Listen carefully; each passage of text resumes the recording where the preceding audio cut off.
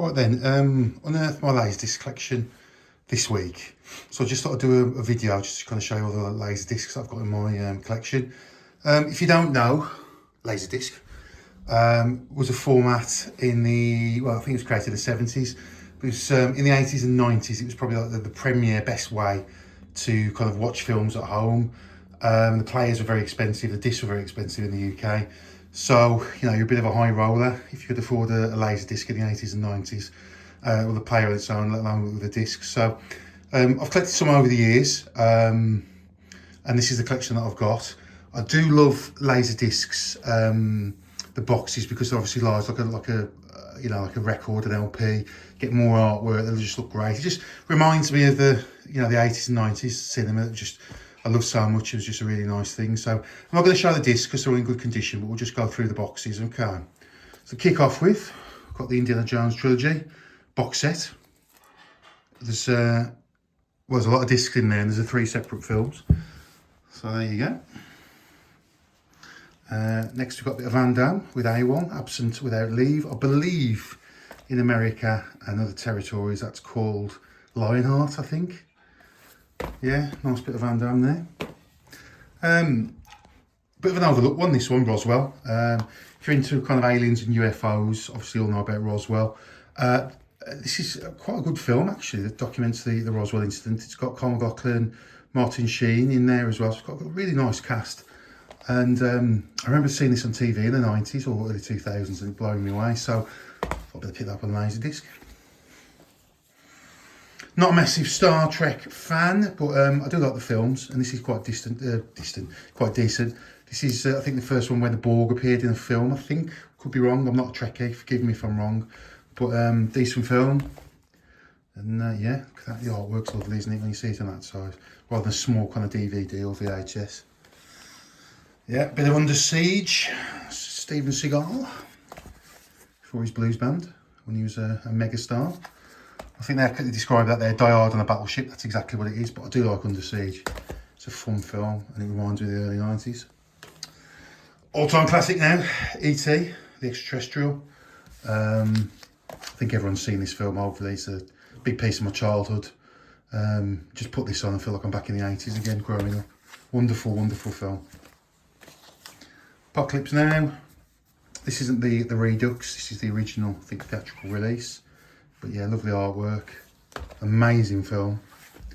And yeah, with one hand, let me just get the gatefold open. There you go, so you get like a double LP on some of them to hold all the discs. There's one disc there and one disc there. Charlie Bronson there with Death Wish. Old school. Quite shocking, still shocking today, some of the violence in that, really, to be honest. Die Hard. The ultimate Christmas film. It's set in Christmas, it's about Christmas. I won't hear no arguments about that. Classic.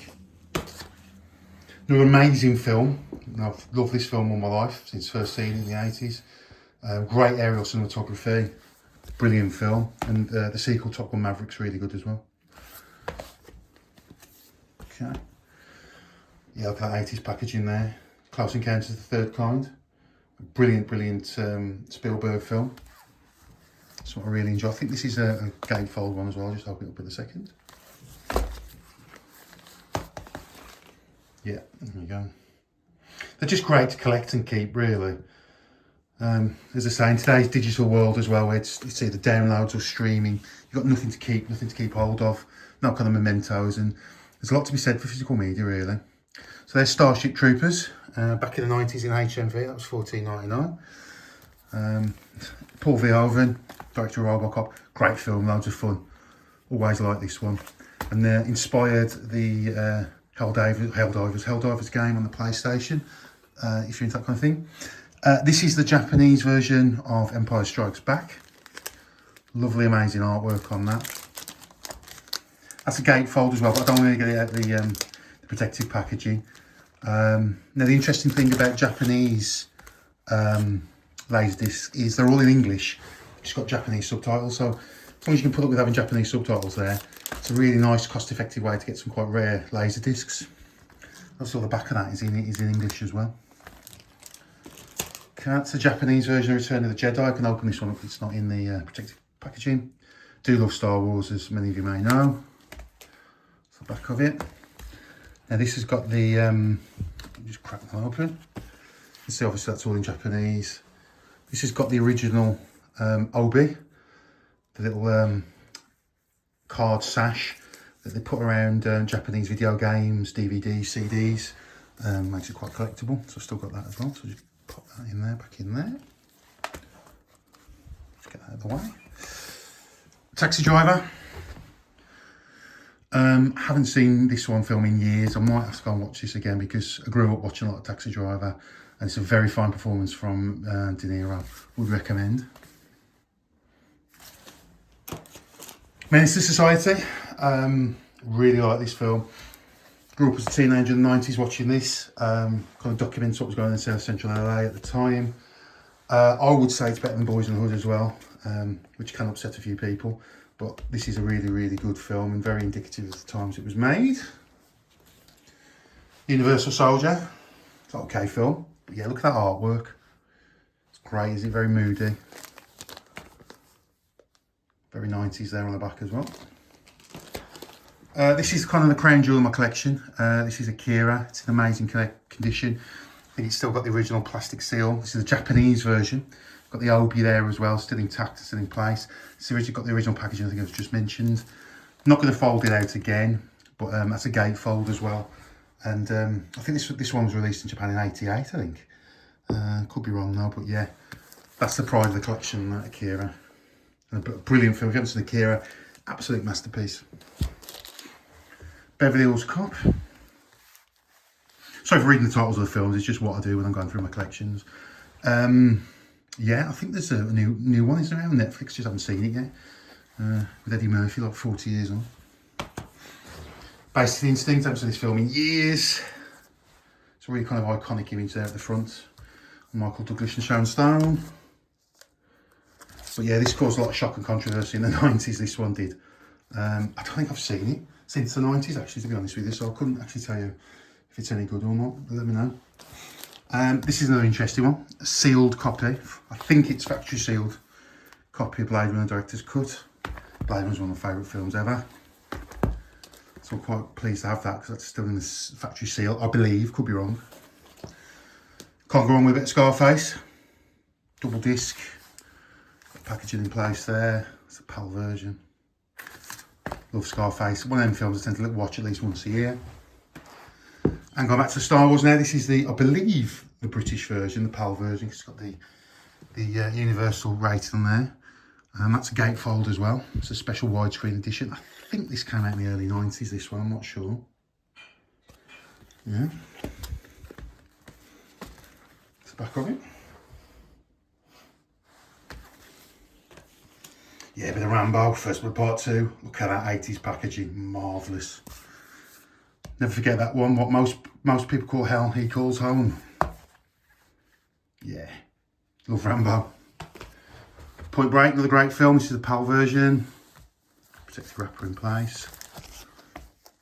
The back of it, another one I'd recommend watching. As well, controversial, I don't think it's controversial, but you could say the Fast and the Furious ripped off the plot for that as well. So instead of surfboards, they had cars. First Blood, obviously it's Rambo Part 1. Brilliant film.